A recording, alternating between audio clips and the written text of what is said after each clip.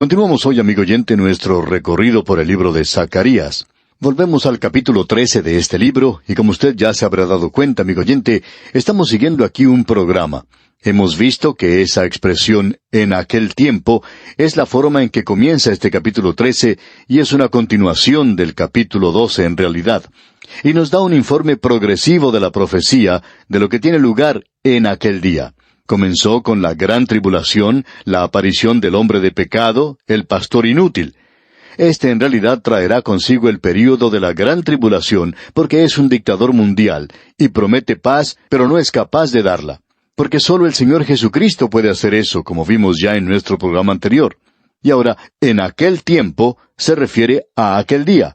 Y estamos hablando aquí de la segunda venida de Cristo, cuando habrá un manantial abierto para la casa de David y para los habitantes de Jerusalén, para la purificación del pecado y de la inmundicia. Es decir, este es aquel que fue traspasado. En el capítulo 12, versículo 10 leímos, «Y mirarán a mí a quien traspasaron. Él es aquel que murió. Y en la primera venida ellos le rechazaron, ellos no le esperaban». Esto fue algo muy cierto que ocurrió entonces. Luego, continuando en este capítulo 13, podemos ver que el versículo 2 comienza diciendo, «Y en aquel día». Y eso se está volviendo ya un poco monótono, como dijimos en nuestro programa anterior. Y el versículo 2 dice entonces, «Y en aquel día, dice Jehová de los ejércitos, quitaré de la tierra los nombres de las imágenes, y nunca más serán recordados. Y también haré cortar de la tierra a los profetas y al espíritu de inmundicia». Tratamos este tema un poco en nuestro programa anterior. Él va a quitar los ídolos. Y queremos leer en relación con esto un versículo en las Escrituras que encontramos allá en el capítulo 19 del libro de Apocalipsis. Y quisiéramos leer allí el versículo 20 que dice, «Y la bestia fue apresada, y con ella el falso profeta que había hecho delante de ella las señales, con las cuales había engañado a los que recibieron la marca de la bestia y habían adorado su imagen. Estos dos fueron lanzados vivos dentro de un lago de fuego que arde con azufre». Aparentemente, la referencia a los demonios en aquella ocasión y al espíritu de inmundicia que se menciona en Zacarías, creemos que estos espíritus de inmundicia en realidad se refieren a todos los demonios en todo el mundo, no sencillamente a esta tierra en particular. Pero esta será una expulsión final de ellos, y serán cortados para siempre. Y es lógico creer que en aquel tiempo, en el libro de Apocalipsis, el diablo es ese espíritu que es arrojado en ese abismo profundo. Y luego tenemos aquí el falso profeta y la bestia, es decir, al anticristo. Y ellos son arrojados en el lago de fuego. Ahora pensamos que estos demonios son arrojados a un lugar o al otro. Por lo menos se nos indica aquí que son quitados de la tierra, cortados de la tierra en esa ocasión en particular. Y eso es algo realmente tremendo. La idolatría y la profecía falsa, junto con la dinámica demoníaca, y aquí estos espíritus inmundos son esa dinámica demoníaca que se presenta, y creemos que hemos visto una manifestación especial de esto en nuestra época en particular en la historia. Pero Él quitará todo esto en aquella ocasión en particular. Y creemos que tiene que ver con esos fetiches que estaban poniendo. Los becerros de oro no habían sido levantados otra vez en Betel, en Samaria. En realidad, era esa clase de idolatría que aparentemente no había regresado. Pero por cierto que había estos pequeños ídolos caseros en algunos hogares, y además ellos también trataban con el zodíaco. Ahora, en el día de hoy estamos apreciando un regreso a esta clase de cosas. Uno pensaría que somos producto del paganismo, y que habiendo salido de esto, el mundo no regresaría otra vez allí. Pero el mundo está regresando a esto porque gradualmente estamos avanzando hacia las tinieblas nuevamente, a causa de la falta de conocimiento de la palabra de Dios. Ese es el cuadro que se nos presenta aquí. Y esa es la explicación de por qué vemos estas dinámicas demoníacas manifestadas en nuestro propio día. Y eso es lo que le da energía al ocultismo del presente. Y allí no hace falta la energía en relación con esto. Ahora, esto quiere decir aquí que es una terminación total y completa de la idolatría, y que también se corta completamente a los demonios, y debemos decir que esto cubre en realidad toda la tierra. Veamos ahora lo que nos dicen los versículos 3 y 4 de este capítulo 13 de Zacarías. «Y acontecerá que cuando alguno profetizare aún, le dirán su padre y su madre que lo engendraron, no vivirás, porque has hablado mentira en el nombre de Jehová, y su padre y su madre que lo engendraron le traspasarán cuando profetizare.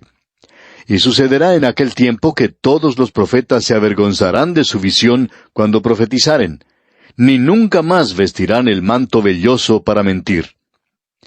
Hay dos cosas que nos interesan aquí en esta porción. La realidad es que esos profetas, cuando regrese el Señor, se sentirán avergonzados de tratar de profetizar en esa época en particular. Esta visión falsa causa que ellos se sientan verdaderamente confundidos, ya que el Señor Jesucristo ha venido, y hace de ellos unas personas mentirosas. La segunda cosa que nos damos cuenta aquí es ese manto que ellos están usando. Aquí se le llama el manto velloso para mentir. Y los profetas utilizaban eso en Israel, y era un manto, como se explica aquí, lleno de vellos. Es esa clase de ropa que uno encuentra mencionada en otras partes en la Escritura. Esaú era una persona muy vellosa, y él se asemejaba a esa clase de persona. Parecería como que él estuviera usando un manto velloso. Y también debemos decir que Elías utilizaba un manto como este para sí mismo. Recuerda usted que este fue el manto que cayó sobre Eliseo. Así es que lo que tenemos aquí no es algo completamente nuevo, sino algo de lo cual ya tenemos conocimiento. Y se menciona aquí que estas son cosas que serán quitadas. Ahora, ¿por qué? Bueno, las profecías se acabarán, dice el apóstol Pablo en su primera carta a los Corintios capítulo 13, versículo 8. Ya se habrá cumplido todo. Y estos profetas aquí serán hechos mentirosos y sus profecías no se cumplirán. Ahora, en el versículo 5 de este capítulo 13 de Zacarías leemos, y dirá, no soy profeta, labrador soy de la tierra, pues he estado en el campo desde mi juventud. Es decir, que el trabajo, la tarea del profeta, ya no existirá más en Israel. Aquellos hombres que eran profetas falsos van a tener que regresar a trabajar la tierra, a ser labradores. Usted recuerda que eso era lo que hacía Amós, y él regresó a esa labor después de haber concluido su tarea como profeta. Así es que, en aquel día, esto tendrá lugar. Llegamos ahora al versículo 6, y queremos considerar lo que nos dicen los versículos 6 y 7 juntos. Ambos son versículos muy sorprendentes. En realidad, esto es algo que los críticos han tratado de quitar de este texto. Para comenzar, ellos decían que era sorprendente ver que esta profecía había sido dada en este tiempo. Y lo es. Y eso es lo sorprendente y lo maravilloso de esto. Y no vale la pena rechazarlo, sino que esto debe alertarnos. Escuche usted lo que dice el versículo 6 de este capítulo 13 de Zacarías. Y le preguntarán, ¿qué heridas son estas en tus manos? Y él responderá, con ellas fui herido en casa de mis amigos. Debemos decir nuevamente que este es un versículo de las Escrituras realmente maravilloso.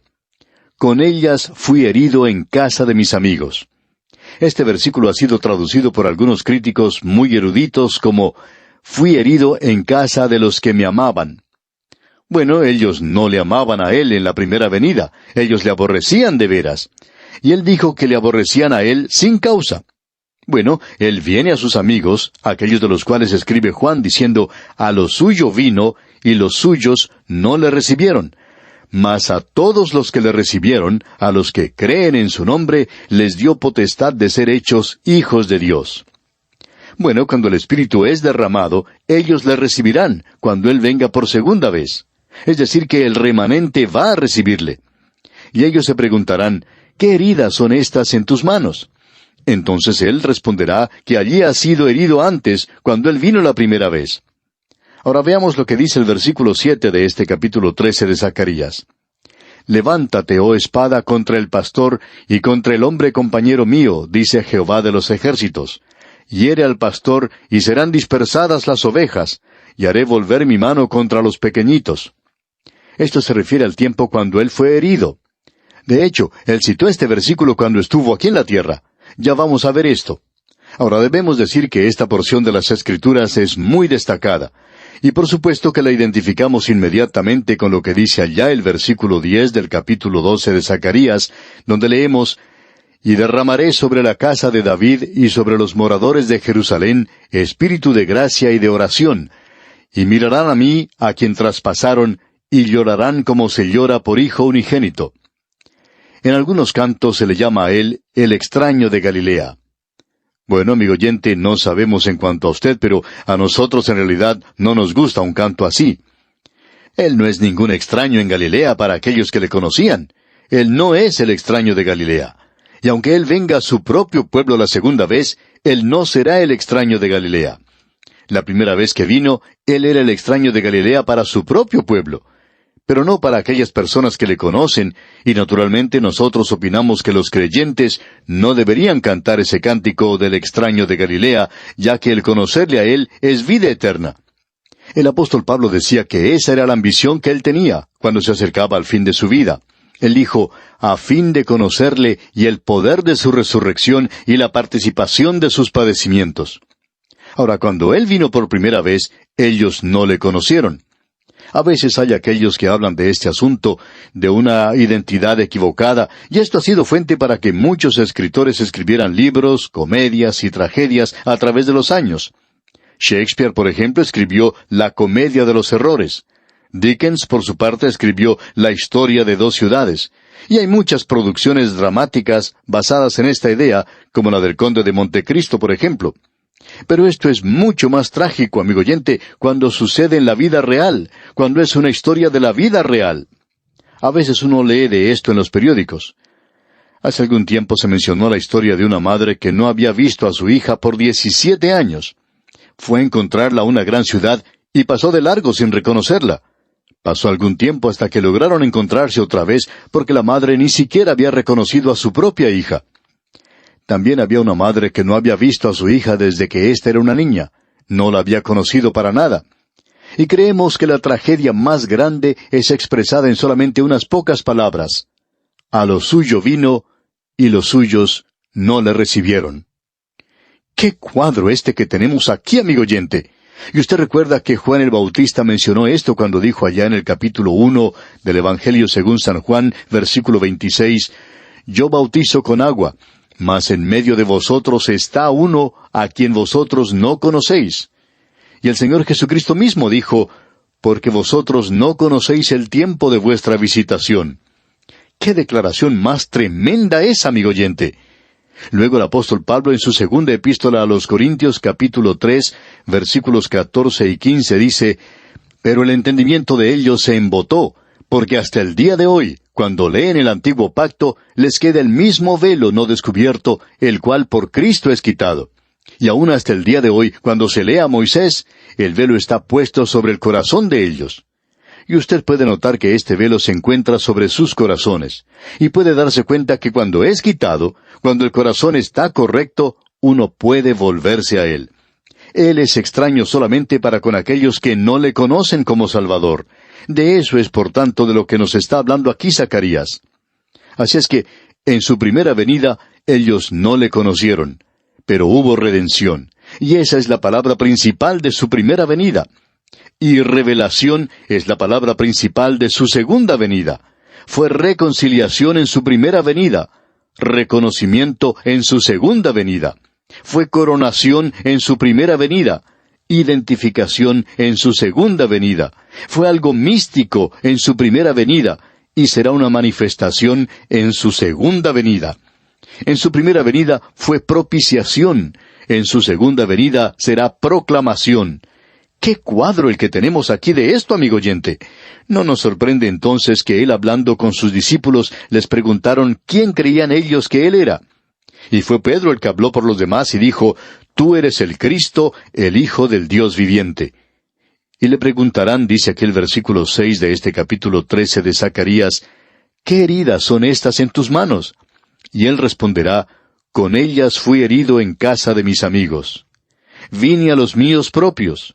La mujer samaritana le dijo, «¿Cómo tú, siendo judío, me pides a mí de beber?»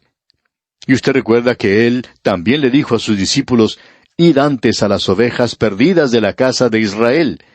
Y el remanente en aquel entonces le había aceptado y le había recibido, pero era solo un remanente. Y será un remanente en su segunda venida también. Pensamos que será un remanente mucho más grande, pero será un remanente porque en ese tiempo el Espíritu de Dios será derramado, y eso, hasta el presente, no ha ocurrido. El Espíritu Santo vino en el día de Pentecostés y se derramó sobre unas 120 personas. y fue un día de fiesta en Jerusalén, y había muchas otras personas en ese lugar. Ahora aquí el versículo 7, en su primera parte, dice, «Levántate, oh espada, contra el pastor y contra el hombre compañero mío».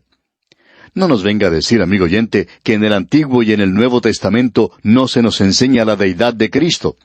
Aquí se le llama compañero mío. Él es igual a mí. Y luego sigue diciendo aquí este versículo 7, «Hiere al pastor, y serán dispersadas las ovejas, y haré volver mi mano contra los pequeñitos». ¿Quién hubiera pensado que esto se refiriera al mismo Señor Jesucristo?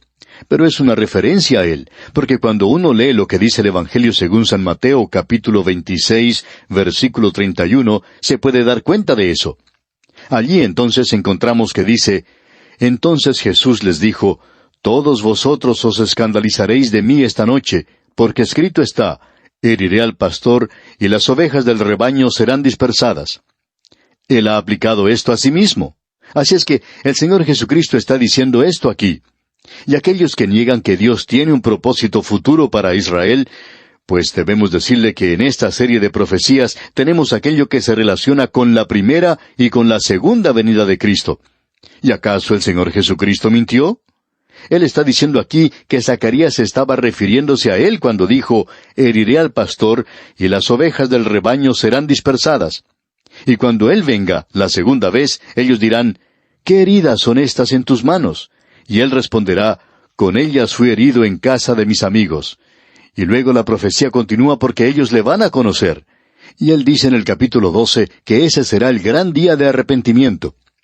Y ahora en el versículo 8 del capítulo 13 de Zacarías leemos, «Y acontecerá en toda la tierra, dice Jehová, que las 2/3 partes serán cortadas en ella y se perderán, mas la tercera quedará en ella». Creemos que esto es en referencia al remanente. La tercera quedará en ella. Y luego el versículo 9 dice, «Y meteré en el fuego a la tercera parte, y los fundiré como se funde la plata, y los probaré como se prueba el oro. Él invocará mi nombre, y yo le oiré, y diré, pueblo mío, y él dirá, Jehová es mi Dios». ¿No le parece esta una declaración maravillosa, amigo oyente? Esa es la razón por la cual esos 144,000 son sellados en el momento de la gran tribulación. Estos son aquellos que tomarán una posición entonces. Estos son aquellos que van a ser fieles a Él. Estos son los que van a pasar a través de ese período de la gran tribulación. ¿Por qué? Porque están sellados. Ellos van a vencer. ¿Qué pasaje de las Escrituras más maravilloso es este? Amigo oyente, nosotros mismos vamos a poder vencer, yo podré vencer, y usted podrá vencer si confiamos en Cristo como nuestro Salvador personal. Bien, vamos a detenernos aquí por hoy.